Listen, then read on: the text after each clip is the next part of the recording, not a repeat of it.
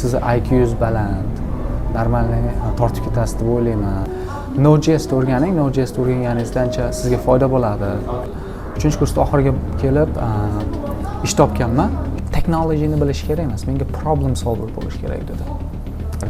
Hamma ofisda ishlaydiganlar mardikor.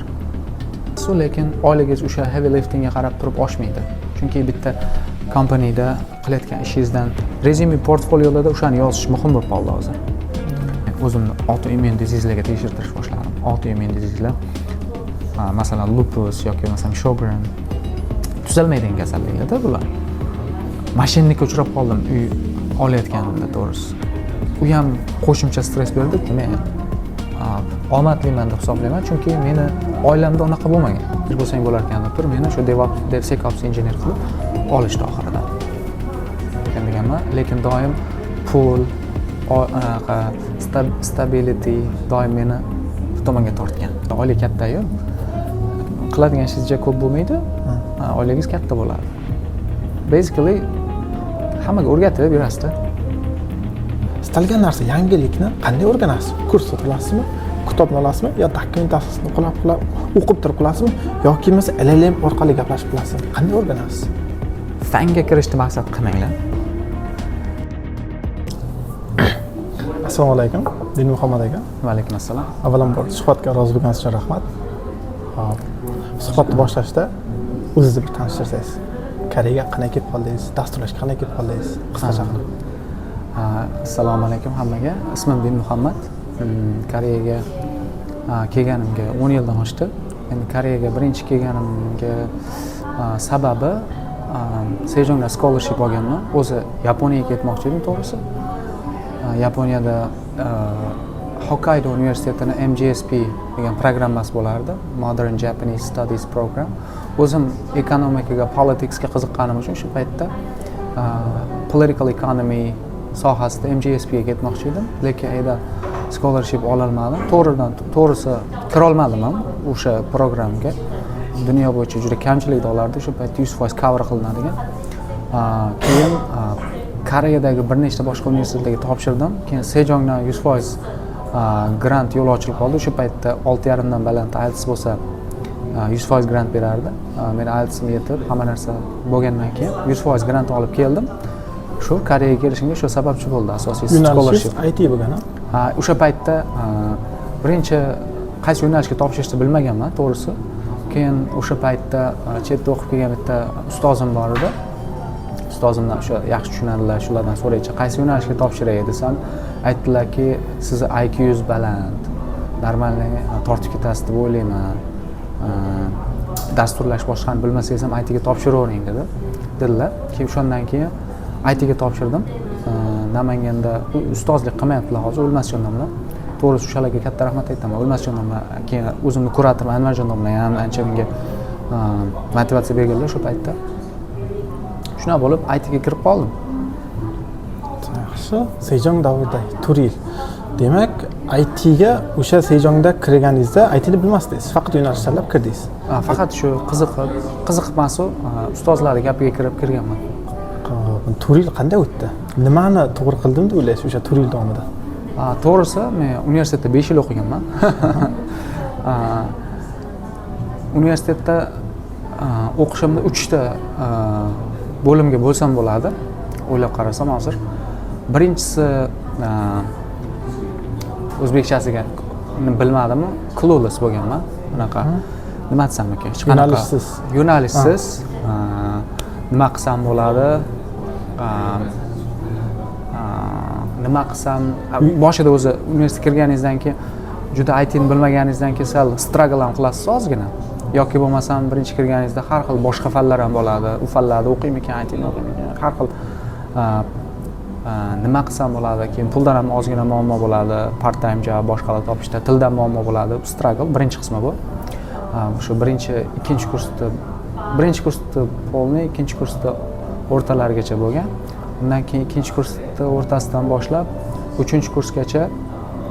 3-kurs o'rtachagacha paytda menda darslarni yaxshi olib ketadigan, lekin IT o'zi nimaligini to'liq tushunmagan davrim bo'lgan. Bu deganim dasturlashlar o'rganaverasiz, problem solving qilaverasiz, algoritm bo'yicha ham boshqa bo'yicha ham. Lekin universitetda basic narsalar o'rgatgani uchun, masalan Pythonda o'rgansangiz yoki masalan C programmingda o'rgansangiz, sizda GUI, UI hech qanaqa bir ko'zga ko'rinadigan narsa qilmaysiz. Faqat shu algoritm savollari bo'ladi, uni yechasiz program bilan. Endi uni masalan o'zingiz ham ishlab ko'rsangiz bilasiz, masalan ko'zga ko'rinadigan bitta API qilmaysiz yoki bo'lmasam bitta AI model yaratmaysiz yoki bo'lmasam UI qilmaysiz. Ko'zga ko'rinmaydi-da. Nimaga o'zi ishlatiladi degan fikr bo'ladi. Shunaqa holat bo'lgan. Keyin 3-kursda o'rtasidan boshlab endi har xil frameworklar o'rganishni boshlab turib, 3-kursda oxiriga kelib ish topganman. Ish topganimdan keyin hammasi ko'zga ko'rinishni boshlagan. IT men o'rgangan narsalarim manaqa holatda ishlatilar ekan. Mana algoritmda bu holatda ishlatar ekanmiz. For loop ham, frontda ham, UI qilganda ham ishlar ekan degan narsalar bo'lgan. Keyin xuddi tunneldan chiqib, yorug'likka chiqqanday u yog'i tezlashib ketgan ancha. Mana o'sha birinchi ishingiz qanday bo'lgan? Qanday qilib topdingiz? Birinchi ishimda framework o'rgandim dedim-ku. Bitta universitetda ko'p diskas qilardik. Har xil nima qilib ish topsak bo'ladi, nima o'zi bolalar bilan diskas qilgan bitta Farruh aka degan biz bilan o'qiydigan brat bordilar. Ular aytdilarki, siz o'zi nimaga qiziqasiz, qiziqishingizni bilib olishingiz kerak dedilar-da. Keyin men aytdim API, backend. API nimaligini yaxshi tushunmasam ham shu API qilishim kerak, UI qilishim kerak deb aytganimda aytdilarki, Node.js o'rganing, Node.js o'rganganingizda ancha sizga foyda bo'ladi. Yangi o'sha paytda Node.jslar endi Koreyada kuchayayotgandi. Keyin Node.js, keyin React o'rganganimdan keyin frameworklarni Express React o'rgangandan keyin o'sha paytda ishlarga topshirganman, ikkita ishga topshirganimda bittasini javob kelgandan keyin borib qarasam yaxshi menga yoqadigan soha. Keyin CEOsi ham o'zi IT nerd bo'lgan. Keyin o'shandan o'rganaman ko'proq deb turib ishga kirganman shu paytda. Endi o'sha orqaga qaytsangiz, 10 yil avval Koreyaga kelman dedingiz.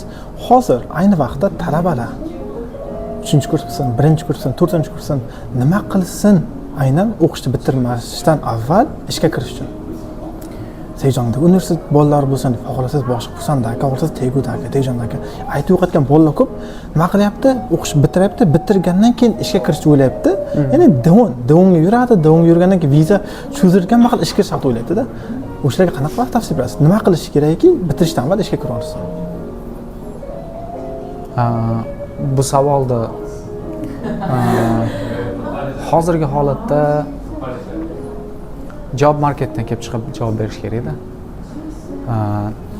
Job marketga qarab turib, birinchi eng katta maslahat beradigan narsam, ular uzun long termda o'ylash kerakmi yoki bo'lmasam short termda? Long termda o'ylaydigan odamlar boshqacharoq. Masalan, long termda o'ylaydigan odam nima qilish kerak? Ish topish haqida o'ylamasin kerak-da. O'qishni o'ylasin. Faqat o'qishga e'tibor berib, masalan, ko'pchilik magistratura o'sha IT sohasida qaysidir yo'nalishda asosan masalan IT ni oladigan bo'lsak, machine learning yoki masalan machine learning security yoki infosec sohalarida research qilish mumkin-da. Ular long termda o'ylash kerak.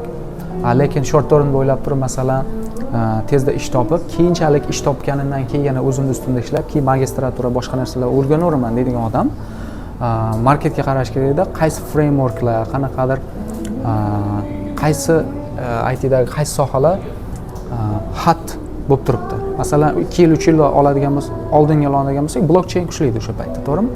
Blockchain, NFT, o'sha injenerlar ko'proq ish ko'p edi va startaplar rosa ko'p edi. Endi hozir startap ekosistemasida qaraydigan bo'lsak, nima ko'paydi hozir? AI sohasida AI machine learning injener bo'lmasin. Bu unaqa injener bo'lish qiyin. Qiyin deganim ko'proq vaqt oladi. Tezda ish topish ham qiyin. Ko'pchilik AI injenerlar, model injenerlarni ko'proq magistr bitirganlarni ishga oladi. To'g'risini aytish kerak. Lekin har xil frameworklar bor. O'sha ML ops yoki bo'lmasam backend engineering, front engineering to'g'risi hozir bilmayman. Backend engineeringni qilish kerak. shu sohada ko'proq frameworklarni o'rganib turib, Python frameworklar asosan hozir ko'paygan. Chunki data science bilan AI Pythonda yozilgani uchun ko'pincha shu sohada ishlar ko'p. Ya'ni bozorda o'rganish birinchisi, ikkinchisi kerakli framework, library o'rganish, uchinchisi portfolio qilib ishga topshirish. Endi portfolio muhim, lekin portfolio bu aravada aravani tortadigan eshak bu skill. O'sha frameworklarni, skilllarni o'rganish, o'sha eshak ot deylik, masalan, o'sha aravangizni tortadigan resume tortadigan ot bo'lish kerak oldin. Okay. Aha, mayli. CV-da o'zingiz tasavvur qiling, sizni kompaniyangizga dastur uchun yo'llayapsiz, CV-ni ko'rasiz. CV-ga ko'rganingizda aynan shu portfolio masalasiga kelsa, qanaqa portfolio qilish kerak, qanaqa qilmaslik kerak? Nima qilish kerak? Mana shu CV-dan bitta tashlaganda 7 sekundcha ko'zga tashlanib turishi kerak. Shu 100 ta odam ichida bitta ana shuni CV zo'r degan CV. Deshda nimalar bo'lishi kerak? Endi aynan shu backendchiga moslaylik, mayli. Bu narsa haqida ko'p gapiriladi. CV o'zi shiny CV qilish muhimmi, portfolio muhimmi? Sonlar yaxshi podkastda ham rosa gaplashdik bu haqda. Ko'pchilikda bizni hamma ko'p 3 ta injenerlar gaplashib o'tirganimizda kelgan qarorimiz CVda hamma CV yoki resume, o'sha portfolio ishdan kelib chiqish kerak. Topshirayotgan job positiondan kelib chiqish kerak. Shuning uchun bu dynamic narsada eye catching narsalar o'sha job positiondagi u desa ham narsalardan kelib chiqish kerak. Ya'ni reaktchi bo'lsa reaktga mosla, javachi bo'lsa javachi mosla. Bo'ldi, tushunarli. Xo'p, mayli, birinchingizdan keyin qanaqa bo'ldi? Qanaqa proseslar bo'ldi? Kupangacha necha marta ish almashtirgansiz o'zi? Outliers, RSQX, keyin birinchi savdo bounce code, RSQX, outliers, undan keyin outliersdan oldin monolith, keyin outliers, miso, kupa. 6 ta. Qancha vaqt ketgan? 5 yil. 5 yil. 5 yil o'zi ishni almashtirishga fikringiz qanday? Qachon ishni almashtirish kerak deb o'ylaysiz? Ishni almashtirish ikkita narsaga bog'liq. Odamni ish almashtirish bu trampolin deganda. Birinchisi pul borasidan kelib chiqsa bo'ladi. Siz qilayotgan ishingizga to'g'ri haq to'lanmay qoladi. Chunki ko'pincha kompaniyalarda siz heavy liftingni qilasiz, lekin oyligingiz o'sha heavy liftingga qarab turib oshmaydi. Chunki bitta kompaniyada qilayotgan ishingizdan biz o'zbeklar harakatchan, masalan, hammamiz ham grind qilamiz, har doim o'rganib. Kompaniyani staki shunchalik bo'ladiki, o'sha stakni o'rganib bo'lganingizdan keyin sizda o'rgangan narsangiz qolmaydi. Keyin yangi narsalar qilib, ko'pincha ko'p narsalar bilan nima desam ekan, grasp qilasiz har narsani. Keyin ko'proq o'zingizga responsibility olishni boshlaysiz. O'sha paytda siz responsibilitylaringizga to'lanayotgan haq to'g'ri kelmay qoladi. O'sha paytda ishni almashtirish kerak. Chunki o'zi hamma narsani bilib oldingiz. Keyin yana bu narsa responsibilitylar olib hamma narsani qilganingizdan keyin sizga o'zi komfort zonaga tushib qolasiz. Komfort zonaga tushib qolganda ham ishni almashtirish kerak. Bo'lmasa o'sishdan to'xtaydi odam deb hisoblayman. Rahmat. Xo'p, Kupanga ishni jarayoni haqida ko'p gapirganmiz. O'sha shundan savol kelyapti. Aynan o'sha intervyu jarayoni bo'lsin, yo'q o'z ishdan kirgandan keyin moslashish jarayoni bo'lsin, sizdagi qaysi xislat shunga eng katta sababchi bo'ldi deb o'ylaysiz? O'zi sabablar ko'p, lekin o'sha bitta sabab bo'lsin, o'sha eng kattalardan biri deb aytsa. Soft skill bo'lsin, hard skill bo'lsin, algoritm bo'lsin, data structure bo'lsin, system design yoki sizni tajribangiz 5 yillik.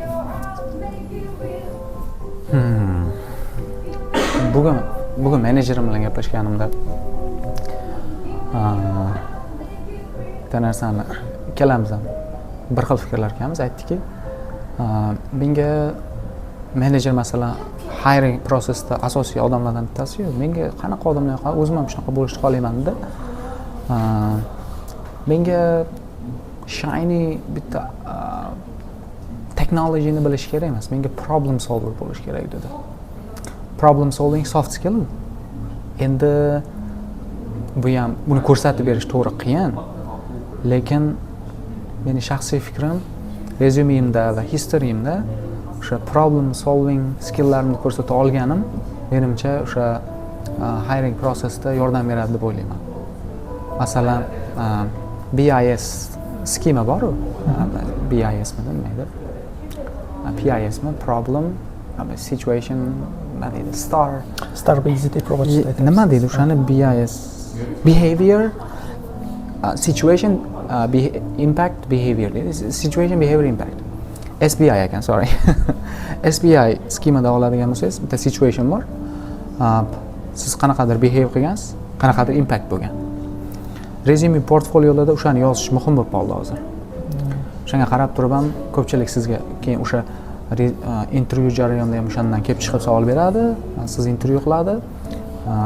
Confidently o'sha narsani ko'rsatib bera olsangiz, menimcha to'g'ri bo'ladi. O'shanda menga o'sha narsalar yordam bergan deb hisoblayman. Rahmat. Endi o'sha Kupang misolida olaylik. Aynan o'sha kattaroq karyerada tayyorlarga kirish uchun qanaqangi roadmap tuzib bergan bo'lardingiz? Dasturchilarga yoki talabalarga yoki ishlab turayotgan ozroq tajribasi bor odamlarga. Roadmapmi? Roadmap ko'pda. Internetda juda ko'p ma'lumot bor. Aynan sizga qaysini yo'ldan ketsin deysiz. Misol uchun 2 yil bor ishla, 5 yil bor ishla, tajribani o'rgangan mahal backend o'rgan, lead kodda ishla, system dizayner kuchaytir, ABC'da kitoblarni o'qi va step by step 1, 2, 3, 4, 5, 6 ga kelgandan keyin harakat qilib qo'y degan narsa bormi sizda? Roadmap chizish qiyinda, hamma uchun universal. Chunki Tegiyobda data engineer bo'lib ishga kirishingiz mumkin. Uni roadmap boshqacha bo'ladi. Yoki bo'lmasam oddiy front-end engineer bo'lib kirishingiz mumkin. Uni roadmap boshqacha bo'ladi. Kimga nazar tutyapsiz? Software engineer. Software engineer bo'lib kirish uchun birinchi odam ikki xil yo'li bor kirishda Kupanga deb tasavvur qiladigan bo'lsak, ikkalasi ham har xil. Birinchi yo'li universitetni bitiriboq yoki bo'lmasa universitet paytida ham internship qilib kirish mumkin. Bunaqa yo'nalishlar ko'p Tegiyoblarda. Koreyada ayniqsa kompaniyalarda majburiy bo'lish kerak. Har yili universitetdan student olish. O'shanga ilinib, unda competition baland bo'ladi. Chet ellik sifatida imkon bormi? Yes. Of course. Koreys tilini bilsangiz bo'ldi. Bu yo'nalish uchun roadmap bitta. Universitetda yaxshi o'qish kerak, koreys tilini bilish kerak. Vallah, ikkita narsa. Universitetda yaxshi o'qib turib, o'sha har xil proyektlar qilib, har xil hackathonlarda qatnashib, qisqasi ko'rsatib bera oladigan narsangiz bo'lish kerak-da. Stand out qiladigan, exceptional student bo'lish kerak. Bu yo'li bu. Keyingi yo'li ishlab qanchadir tajriba yiqqandan keyin kirish yo'li, to'g'rimi? Bu yo'lda birinchi oddiyroq kompaniyaga kirasiz, masalan, to'g'rimi? Oddiyroq kompaniyaga kirganingizdan keyin hali aytganimizdek komfort zonaga tushmasdan to'xtab qolmasangiz, aniq o'sha yo'lga yetib borasiz. Kupang to'g'risi juda qiyin emas kirish. Yoki bo'lmasam Tegiyoblar unchalik qiyin emas. Rahmat. Expectation da bo'ladi, reality bo'ladi. Sizda qanaqa bo'lgan? Kupangda kirganingizdan keyin vaziyat qanaqa? O'ylaganingizdek bo'lganmi? Aynan tizimlari, qilayotgan ishlaringiz. Yes. Menda to'g'risi o'ylaganimdan ham yaxshiroq bo'ldi. Kupanga kirganimdan keyin. To'g'risi yana bilmadim, har xil organizationlarda, boshqa kompaniyalarda boshqacha bo'lishi mumkin, lekin technology va culture startaplardan ancha boshqacharoq. Hamma sistemalar joyida, chunki sistema joyida deganim, siz motivatsiya beradigan narsa ko'p ishlashga. Motivatsiya beradigan narsalardan bittasi bu generous salary. salarilar yaxshi, bonuslar yaxshi. Ikkinchi yana motivatsiya beradigan narsa bu atrofingizdagi odamlar. Har xil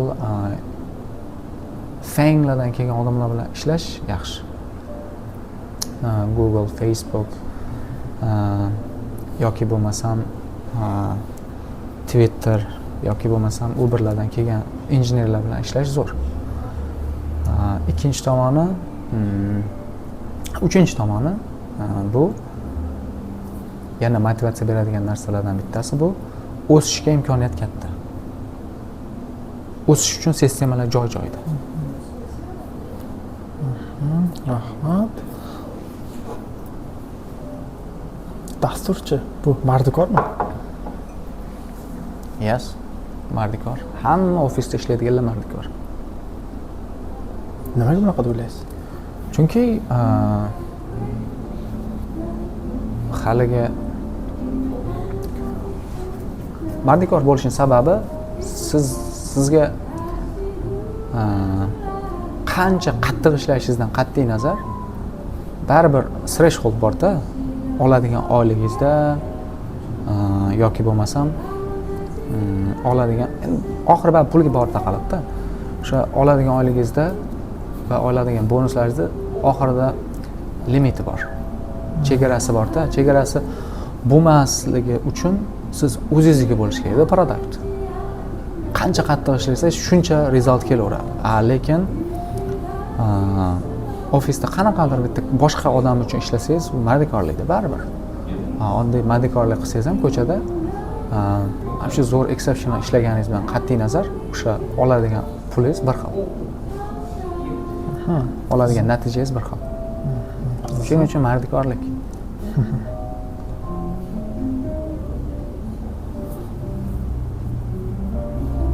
Unda.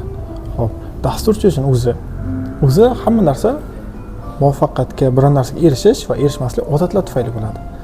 Siz dasturchida bo'lish kerak deb o'ylaydigan 3 ta odatni ayta olasizmi?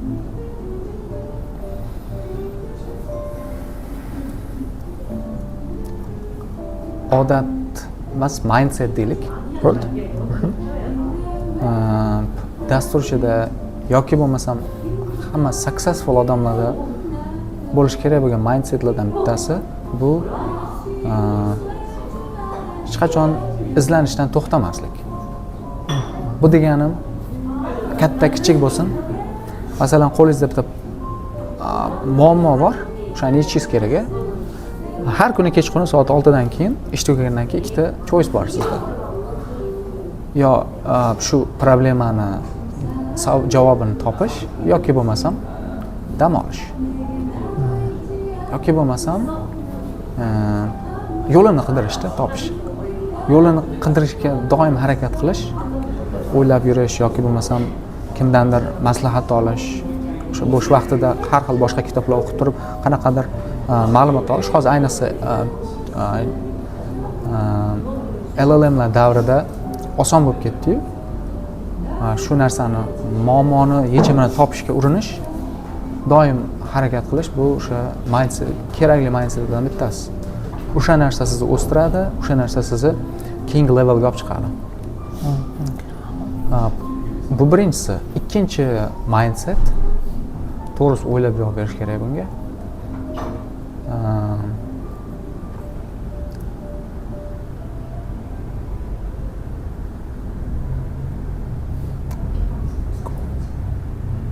Bo'ldi, boshqa yo'q ekan to'g'risi. Xo'p, rahmat. Hozirgacha dasturchi sifatida biror bir qaroringiz bormi afsuslanadigan?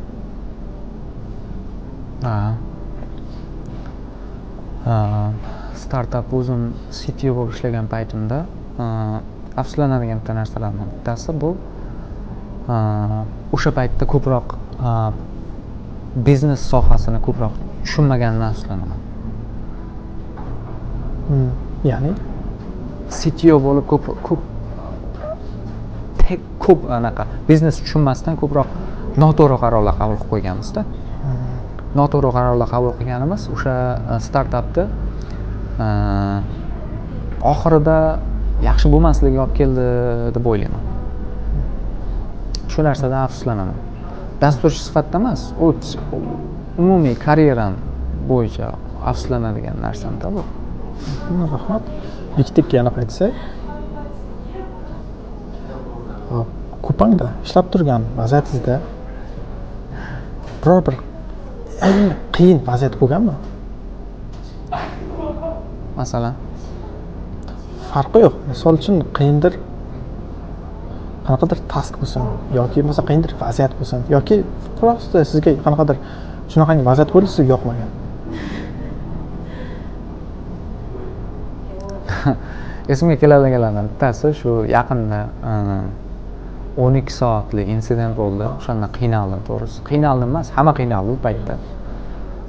Insident ular o'zi qiyin. Chunki impact katta bo'ladigan bo'lsa, sizga psixologik ta'sir qilishi mumkin. Chunki odam o'zini aybdor his qiladi-da. Hal qila olmaganingiz uchun 12 soat davomida shu grind qilasiz. 12 soat ichida o'sha boshqa yoqqa qaramasdan tinimsiz shu 12 soat o'sha insident ustida o'tirdim. O'sha juda qiyin bo'ldi to'g'risi, qiyin vaziyat. Lekin give up qilmasdan oxirigacha hal qildik o'sha 12 soat, lekin qiyin bo'ldi moralli. Rahmat. Hop, hozir ayni damda qilayotgan loyihangiz haqida batafsil ayta olasizmi? Infra teamda ishlayman degandingiz. Infra team nimaligini tushuntira olasizmi? Endi Tech Infra team emasda, Tech Infra bu organization. Kupangda. Tech Infra organization ichida ham teamlar ko'p. Bizning teamning nomi Security Infrastructure, ichida meni qiladigan ishim authentication sistemasi. Hozir qilayotgan proyektimiz shu Kupangdagi vendor autentikatsiya sistemasini yangilash. Har xil sal eskiroq sistemalarda ishlagani uchun har xil yangi featurelarni qo'shish qiyin bo'lyapti. Shularni yangilash jarayonidamiz hozir. Userlar ham, keyin dependent teamlar ham ko'pligi uchun oson emas, anchadan beri 1 yildan beri shu ustida ishlayapmiz to'g'risi. On-call haqida ham ayta olasizmi? Qanaqa, nima bu narsa, nimaga kerak, qachon bo'ladi, kim tanlanadi, bu vaziyat qanaqa hal qilinadi on-callda turish? Katta Kupangga kirishimdan oldin on-call nimaligini men o'zim ham bilmasdim unchalik. O'zim fikrim bizda on-call bo'lmagan shu paytgacha, undan oldin kim vaqti bo'lsa qarab ketavergan. On-call degani o'zi bitta qilayotgan proyektingiz va servisingizni qanday problema bo'lsa ham o'sha ma'lum bir muddat davomida unga javob berish. Navbatchi degan. Navbatchi desak ham bo'ladi. Navbatchilik qilish. Shu kechasi kunduzi ma'lum bir vaqt davomida navbatchilik qilasiz. Qanaqa muammo bo'ladigan bo'lsa, o'sha navbatchi odamga chiqadi, boshqa teamlar ham, boshqa odamlar ham, customer servicedagilar ham shu sistemaga javob berasiz. Shu on-call hisoblanadi.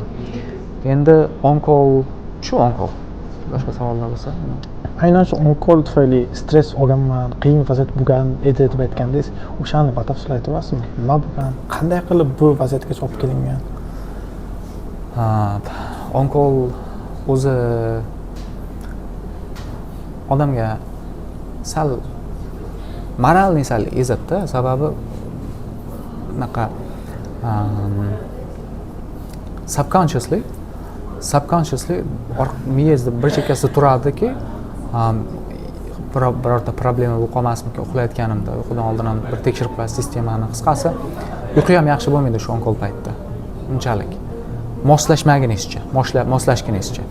Menda sal moslash qiyin bo'ldi shu narsaga, to'g'risi. Men sal o'zim boshqa meni teammate'larimga qaraganda emotsionalniy odamman shekilli. Ya'ni birorta muammo bo'lib qoladigan bo'lsa, tezda hal qilmasam, o'zimga ko'proq stress beradigan odam ekanman. Uni ustida ishladim, anchadan beri ishlayapman. On-call bo'lsam, navbatchi bo'ladigan bo'lsam, aniq sistemada problema chiqadi. Hammada bo'ladigan narsa bu. Bu hech kim sizni ayblamaydi o'zi aslida. Lekin o'zingizni o'zingiz ayblab qo'yasiz-da, nimaga bo'lyapti, nimaga hal qila olmayapman. Endi bu hal qilish, tezlik, bu hammasi tajriba bilan keladigan narsa-da. tajriba bilan ko'payib boradigan narsa. Confidence ham sekin oshib boraveradi. Boshida confidence misol kamroq bo'lgani uchun stress oldim shekilli. Shuning uchun odamga stress berib, stress sekin paylab bo'lib, odamga qanaqadir fiziologik ta'sir qilar ekanda. Shunaqa bo'ldi menda to'g'risi. Keyin nima bo'ldi vaziyatda? Endi bu fiziologik stresslar bu hammasi onkoldan kelmagan, to'g'risi. Familyda ham qanaqadir ishlar bo'lib turadi, oilada ham. Shuning uchun o'shandan ham kelgan stresslar birga bo'lib turib, ko'zim og'rishni boshladi. Ko'zim o'zidan o'zi og'rishni boshladi-da, keyin ko'zim bir chekkasi doim og'rib yuradi. Keyin doktorlarga bordim, doktorga borsam hech qanaqa muammo chiqmayapti. Keyin doktorga borsangiz, muammo yo'q deydigan bo'lsa, ko'z og'rib turaversa, muammo sistematik qanaqadir boshqa narsadan bo'layotganmikin deb o'ylab qolasiz-da. Qanaqadir men o'zi boshqa seryozni boshqa kasalliklar bormikin ko'zga beradigan deysiz. Keyin nima qilasiz? LLM davrida ChatGPT ga kirasiz. ChatGPT ga kirsangiz yo Google qilasiz. Aytadiki, mana case'lar bo'ladi va mana worst case'lar bo'lishi mumkin deydi. Keyin oddiylardan boshlab tekshirish boshlaysiz. Sekin rulat qilasizda, eng oxiriga eng yomonlarni saqlab qo'yasizda. Men o'shanda bir 5-6 oy tekshirtirdim, o'zim hech qanaqa muammo chiqmadi. Oddiy narsalardan keyin doktorlar bilan gaplashsam, mana narsalarni tekshirtiring deydi. Keyin men o'zimni autoimmun disease'larga tekshirtirish boshladim. Autoimmun disease'lar, masalan, lupus yoki bo'lmasam Sjogren, tuzalmaydigan kasalliklarda bular. Davosi yo'q. Google ga yoki bo'lmasam ChatGPT ga bersangiz aytadiki, og'ir kasalliklar bular, life expectancy mana shuncha unaqa deydi. Keyin davosi yo'q desa, sal stressga tushasizda. Menda shunaqa bo'ldi. Keyin doktorga borsam, kasalliklarni tekshirish ham o'zi bir defined aniq mana shu tekshirsangiz, bor yoki yo'qligini aytadigan testda o'zi yo'q ekan. Dunyo bo'yicha yo'q ekan. Masalan, lupusga tekshirtirmoqchi bo'lsangiz, aniq mana shu test olsangiz, lupus bor yoki yo'qligini aniqlab bera olmas ekan. Shuning uchun tekshirtirdim va ko'p vaqt olar ekan. 1 oy muddatda chiqar ekan test natijasi. O'rtada sekin natijalar chiqishni boshlatdi. 2 haftadan keyin natija false positive chiqdi. Menda bo'lishi ham mumkin, bo'lmasligi ham mumkin. Bo'lishi mumkinlik anaqasi ko'proq. U narsani keyin o'zimga miyamda subconsciously o'zimga, menda bu kasallik bor ekan degan narsani o'zimga tuyib oldim-da. Keyin vaqt davom etdi-da, keyin bitta mashinnikka uchrab qoldim uy olayotganimda, to'g'risi. U ham qo'shimcha stress berdi, chunki menga pulni olganimdan keyin men militsiyaga beraman desam, u meni sirayt qilishni boshladi. Sen uyingni manzilini bilaman, unaqa, sen unaqa qilib boraman. Endi men o'zim bo'lsam boshqa gap edi, oilam bilan birga yashayman. Endi sal uyni qulplab, kechasi ham qulpmikan, shunaqa tekshirishga o'tib qoldim. Keyin u qattiq stress berdi. Odamda stress thresholdi bor ekanda. O'sha thresholddan o'tsa, odam nerv sistemasi nima desam ekan, sensitiv bo'lib qolar ekan. Oddiy masalan, qattiq ovoz kelib ketsa ham odam qattiq stressga, anxiety'si kuchayib ketadigan bo'lib qolar ekan. Menda shunaqa bo'lib qoldi. Keyin kechasi uxlay olmay qoldim. Keyin ko'pangdan sirazi off oldim, 3 oylik off olib, davolanib, endi qaytdim shundan keyin. Yaxshi bo'ldi. Ancha dam oldim va o'zimga kelib oldim, keyin o'zimni sekin o'rganishni boshladim. Rahmat. Impostor sindromi bo'lganmi sizda? Yechimlar qanaqa? O'sha impostor sindrom unchalik menda ko'p emas. Doim o'zimga confident bo'lganman-da, qanaqadir do your homework, be confident degan naqam bor. Motto o'zimda shiorim bor. Doim masalan confidence oshirish uchun nima qilish kerak? Ko'proq bilish kerak.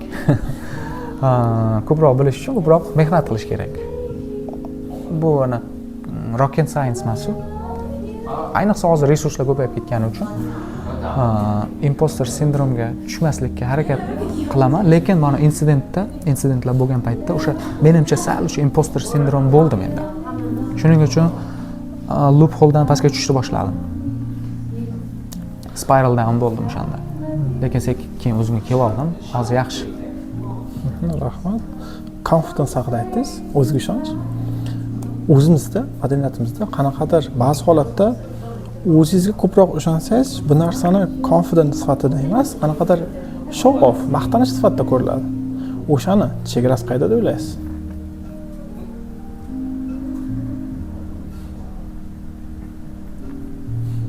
Qiziq savol. Show off bilan confidence o'rtasidagi chegarami? Qachonki so'ralmasa ham siz aytayotgan bo'lsangiz, shu narsani shu chegarada, shu show off. Lekin odam confidence siz ko'rsatmaysizda. Confidence ichingizda bo'ladi, tashqariga o'zi nima desam, confidence'ni odam o'zi uchun confident bo'ladi-yu, boshqa uchun emas, to'g'rimi? Siz boshqa uchun confidence'ni ko'rsatishga harakat qilayotgan bo'lsangiz, unda siz o'sha show off qilayotgan bo'lasiz. Meni fikrimcha. Endi bu kompleks narsa ekan, to'g'risi yaxshi bilmayman to'g'risi. Bu savolda sizdan so'raganim sababi, dasturchi tanishlar bor, o'zbeklar ko'p narsani biladi, lekin aytmaydi. Indamay yurganga koreyslar ko'proq bilmasa kerak degan tushuncha paydo bo'ladi. Lekin ba'zilar bor, ko'proq gapiraversa, aytlar, bu show off qilyapti, maqtanib beryapti, o'zi bilmasa kerak degan narsa paydo bo'lgani uchun so'radim. Aynan qaysi holatda qanaqa bo'lishi kerak degan ma'noda. To'g'risi, naqadar West tomonda ko'proq o'zini ko'rsatiladi-yu, O'zbekistonda o'zini ko'rsatish minus ishlasa, u tomonda o'ziga plus ishlaydi, yaxshi tomonga ishlaydi. O'sha ma'noda.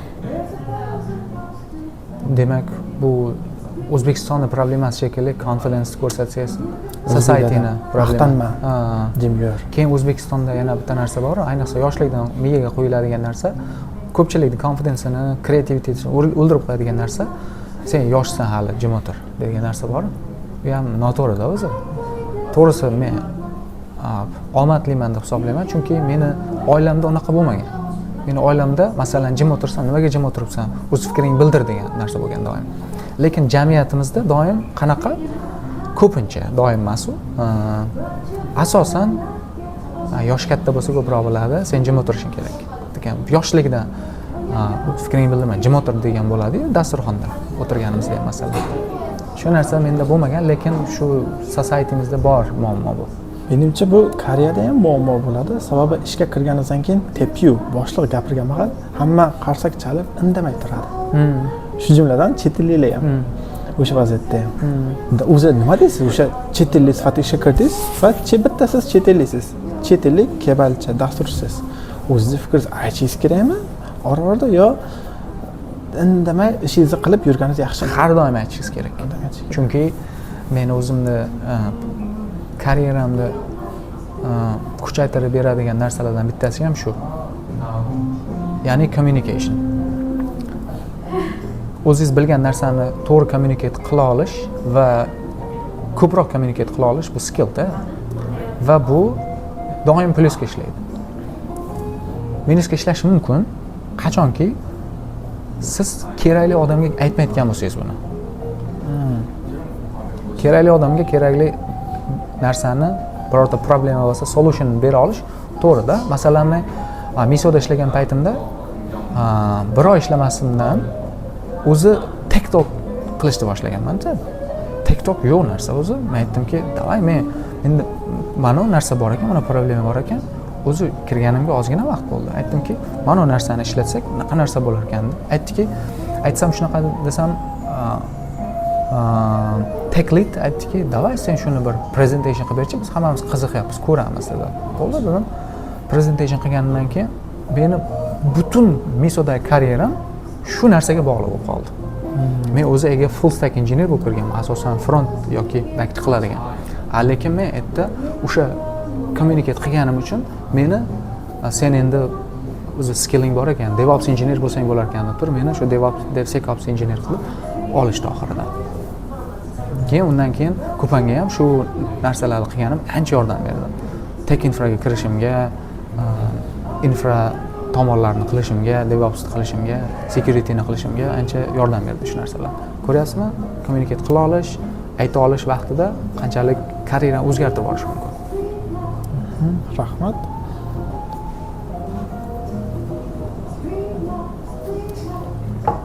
Dasturchi sifatida karyerangizni endi boshlagan davrga qaytib qolsangiz, tasavvur qiling, endi o'qishni bitirdingiz. Nimani boshqa qilardingiz?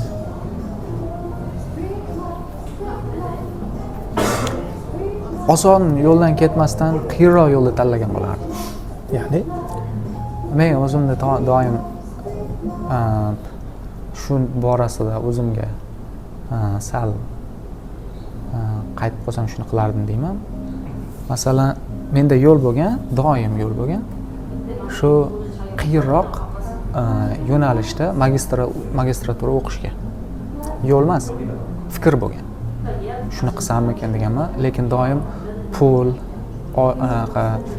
stability doim meni bu tomonga tortgan. hozirchi endi ham qilsa bo'ladi-ku. Yes, men keyin o'zim yo'limni topib ketyapman hozir.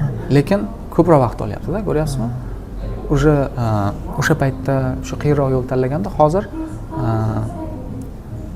boshqacharoq bo'ladi. O'zi aslida meni ko'proq boshqa yana ham orqaroqqa qaytadigan bo'lsa, o'zi doktor bo'lishni xohlayman men. Dasturchi emas. Ya'ni doktorchilikka ko'proq qiziqaman men. Ya'ni bu dasturchilikdan ham kompleksroq deb bilaman. Ya'ni qanaqadir neurosurgeon bo'lishmi yoki bo'lmasam brain surgeon bo'lishmi, shu narsalarga qiziqaman ko'proq. Qiziqishim nimaga? Anatomiyaga qiziqqanim, kimyoga qiziqqanim uchun emas. Ya'ni menga challenge ko'proq bo'ladi deb o'ylayman. Odam. Rahmat. Dasturchi uchun o'zi eng yuqori cho'qqi qayer? Dasturchi uchunmi? Agar management positionlarda olmaydigan bo'lsangiz, dasturchi uchun eng yuqori cho'qqi CTO'likda. Principal engineer yoki CTO'lik. CTO'likda management bor. Principal engineer bo'lishda eng yuqori cho'qqi menimcha. O'zi o'sha cho'qqiga yetgandan keyin ishlashda davom etgan yaxshimi yo o'zini startapni ishlashni davom etsangiz, principal engineerlar oylik katta-yu. Qiladigan ishingiz ko'p bo'lmaydi, oyligingiz katta bo'ladi. Basically hammaga o'rgatib berasizda. Siz aytganingiz degan siz principal engineermisiz? Mana shu biladi deydi hamma. Mana shunga quloq solish kerak deydi. Lekin managementda cho'qqi yo'q. Oxirigacha ketsangiz, oxirida nima bo'lasiz? Founder bo'lasiz-da, masalan. Qiziq. Xo'p. AI sizni keraksiz dasturchi qilib qo'yadi deb qo'rqasizmi? Yoki aksinta kuchaytiradi deb o'ylaysizmi? Meni kuchaytiradi deb o'ylayman. Nimaga? Chunki AI bu nima desam ekan? Bitta hech qachon meni replace qilmaydi deb o'ylayman. Birinchidan, injenerlikda replace qilmaydi hech qachon. Shuning uchun qo'rqmayman.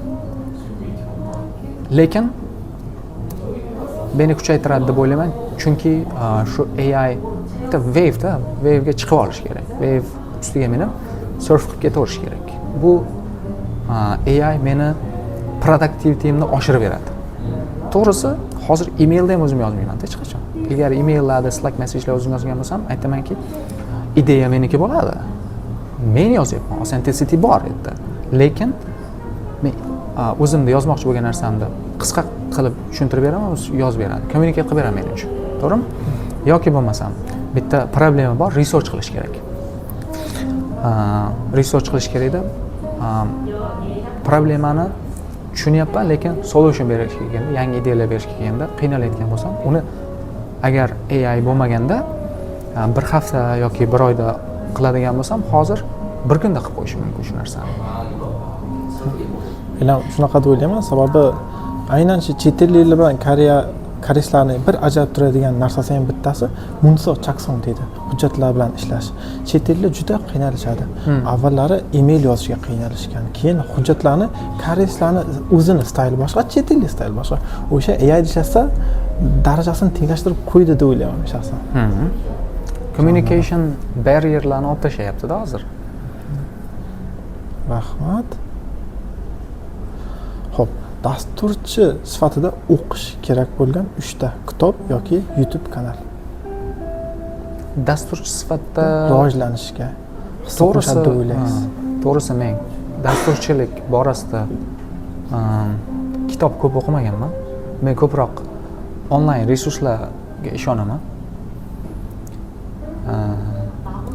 Kitobni bilmadimu, lekin YouTube'da masalan o'zim 100% o'rganadigan narsa emas YouTube kanal, lekin ideyalar oladigan, ilhom oladigan kanallar bor. Birinchisi kanallar esimga kelmayapti, bittasi esimga kelyapti hozir. Tech World is Nana degan kanal menga yoqadi. Shu kanalga qarab turib, infraga qiziqqanman, DevOpsga qiziqqanman, nimalar o'zini oson tushuntirib beradi. Research qilasiz ko'proq, o'zi documentation uchun boshqa bir narsa qilasiz, lekin bird's eye view qilib turib sizga tushunishingizga yordam beradi. Keyingisi shunchaki Google'ga yozish kerak. O'sha ideyani olgandan keyin dokumentationlar juda ko'p. Keyin yana bitta roadmaplar ko'p. Roadmaplarga qiziqish kerak. Yana bir nomi esimga kelmayapti hozir. roadmap.sh degan kanalda hamma roadmaplar bor. O'sha roadmaplarga qarash kerak-da, o'sha joyda bor. Lekin ko'p kitob o'qimaganman men dasturlash bo'yicha. Shuning uchun maslahat bera olmayman. Unda tasavvur qiling, sizda yangi task qilishingiz kerak, Rustda yozishingiz kerak. O'sha Rust tilini, istalgan narsa, yangilikni qanday o'rganasiz? Kurs o'tilasizmi? Kitobni olasizmi yo dokumentatsiyasini o'qib turib qilasizmi yoki bo'lmasa LLM orqali gaplashib qilasizmi? Qanday o'rganasiz? Men endi o'sha leveldaman deb o'ylayman. Men documentation ko'rsam tushunaman. Men qo'shimcha kurs sotib olishim shart emas. Bitta programming language'ni o'rganishim uchun. Lekin bundan oldin qanday qilganman? Hozir shunaqa documentation ko'raman, lekin undan oldin o'sha dasturlash tilini o'zini kitoblari bo'ladi, kitoblarni o'qiganman. Endi siz aytgan narsa, men u kitoblarni tavsiya qila olmayman. Kitob o'qimagan deganimda qanaqa? Masalan, har xil algoritm kitoblari yoki bo'lmasam problem solving kitoblar bor, o'shalar o'qimaganman nazarda tutdim. Lekin bitta tilni o'rganmoqchi bo'lsam, обязательно kitobini olib o'qiganman. O'sha ilgari. Kursdan ham ko'ra menga o'sha ko'proq yordam bergan. Keyinchalik Hyperskill degan veb-sayt bor. O'sha veb-sayt juda katta yordam berdi menga. Endi hozir tilni o'rganmoqchi bo'lsam, documentation yoki bo'lmasa asosan example kodlar ko'rib tushunaman. Yaxshi. Avvallar aytdikanda o'sha Stack Overflow'ni aynan kirib qarashiga sabab bitta solution boshqalarni solutionini ko'rib, boshqalarni solutioniga boshqalarni fikrini berganligini ko'rib o'rgangan deyishganda, ana shu eng zo'r o'rganish usullaridan biri. To'g'ri. Hozir endi hammasi LLM bo'lib ketyapti. Yes, u tomoni ham bor. Endi hozir LLMni ishlatmaslik ahmoqlikda. Bunisi ham bor. Chunki xuddi bitta teacher o'rgatayotgandek qilib o'rgatadi LLM. Undan tashqari sizga moslab o'rgatadi. Sizni o'rgangan biladi, prompt ustunligiga qarab sizga yoqqan tilingizda, o'zingizni bilgan usulingizda o'rgatadi. Shu tomonlama. Bir soatga yaqinlashib qolibdi. Oxirgi savolim. Bu videoni ko'rib turgan student bo'lsin yoki bo'lmasa endi Koreyaga kelmoqchi bo'lgan bo'lsin yoki bo'lmasa Arbaytda ishlab yurgan bolalar bo'lsin. Aynan shu Kupankada katta kompaniyaga kirishda niyati bor. O'zi o'sha bir nechta tavsiya bering demoqchi edim, lekin fokusni ushlab turish qiyin. Qila olmaslik ehtimoli yuqori. O'shanga bitta tavsiya beringki, o'shani olib borsin, erta bir kun maqsadga yetishga yordamlashsin. Nimani qilsin? Bitta narsani ushlab, siz o'sha bitta narsa nima bo'ladi? Maqsad fanga kirish, TGIPga kirish. Bitta kim ko'rib turgan bo'lsa, odam maqsadni qo'yganingizdan keyin maqsadga harakat qilasiz-ku. To'g'rimi? Fanga kirishni maqsad qilmanglar. Problem solving va o'sha nima desam ekan? Sohani yaxshi ko'rish kerak-da. Sohani yaxshi ko'rib turib, nima desam ekan? Prioritiyalar to'g'ri qo'yish kerak. Odam bir narsaga erishish uchun. Keyin priorityni to'g'ri qo'yganingizdan keyin natija o'zi keladi. Masalan, men hech qachon pulga qiziqmaganman. Yoki bo'lmasam fanga kirishga qiziqmaganman. To'g'risi Kupanga kirishimdan oldin ham ko'p imkoniyat bo'lgan boshqa kompaniyalar, kattaroq kompaniyalarga kirishga, Kupangga o'ziga kirishga ham ko'p imkoniyat bo'lgan. Qachonki men o'tdim, o'zimni bir sinab ko'rish uchun. Tushunyapsizmi? O'zi Kupangda ko'p qolish niyatim yo'q edi. Lekin hozir yoqib qoldi. Natija o'zi keladi-da. Odam prioritilarni to'g'ri qilish kerak-da. Priority sifatida men birinchi olgan narsam shu, men foydali bo'la olamanmi? Shu sohada o'zimni ko'ra olamanmi? Keyingi qo'ygan narsam to'xtamasdan o'shani ustida ishlashim. Kim bo'lsa ham, arbeit qilayotgan bo'lsa ham, o'ylanki bu sizni passioningiz, sizni ertaga bir umrlik qilmoqchi bo'lgan ishingizda. Shuning uchun fanga kirganingizdan keyin ham ishlashingiz kerak, baribir ishlamasangiz pul bermaydi deydi. Shuning uchun prioritelarni to'g'ri qo'yib, ishlashdan to'xtamaslik. Shu. Rahmat. Bitta aniq mana shu narsani qilsangiz shu narsa bo'ladi degan narsa yo'q-da o'zi. Dinmuhammad aka, suhbatga rozi bo'lganingiz uchun kattakon rahmat. Shaxsan o'zim foydali ma'lumotlar oldim. Sog' bo'linglar, rahmat. Hammaga rahmat. Sizni ham kanalingizga omad. Oxirida aytib qo'yamiz, nima dedi? Like bosib, obuna bo'lishni unutmanglar. Sog' bo'linglar, hammaga rahmat. Rahmat.